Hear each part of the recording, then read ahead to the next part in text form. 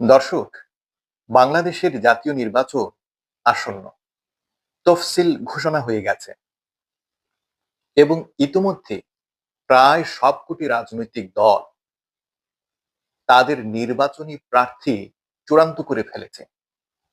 কিন্তু অতি সাম্প্রতিক আমাদের বর্তমান বৃহত্তম রাজনৈতিক দল বিএনপির নেতা ঘোষণা দিয়েছেন যে জনগণ প্রার্থী দেখে নয়, মার্কা দেখে তাদের ভোটাধিকার প্রয়োগ করবে।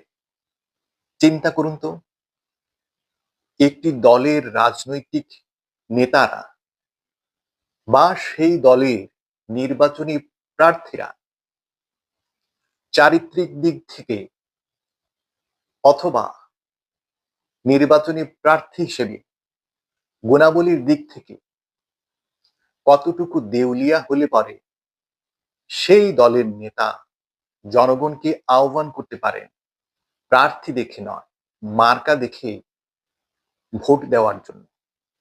পৃথিবীর ইতিহাসে এরকম দ্বিতীয় কোনো নজির আছে বলে আমি জানি না।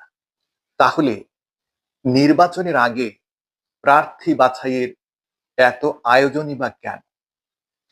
এবং তারেক রহমান এই বক্তব্য দিয়ে জাতির কাছে একদম স্পষ্ট করে দিলেন, নির্বাচন হবে দুই পক্ষের মধ্যে।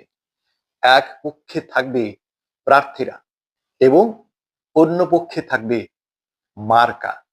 জনগণকে বেছে নিতে হবে, জনগণ প্রার্থীকে ভোট দেবে নাকি মার্কাকে ভোট দেবে। এবং নিঃসন্দেহে জনগণ যদি প্রার্থীকে ভোট দেওয়ার সিদ্ধান্ত নেয়, তাহলে নিশ্চয়ই সেই প্রার্থীদের প্রতিনিধি হওয়ার মতো চারিত্রিক যোগ্যতা আছে কিনা এবং দক্ষতা আছে কিনা সেটা তারা বিচার করবে। কিন্তু আমার প্রশ্ন হলো, যেই নেতা এভাবে দাবি করেন যে প্রার্থী হিসেবে তার গুণাবলী না দেখে তার মার্কায় ভোট দেওয়ার জন্য আমি তাকেই বা ভোট দেব কেন?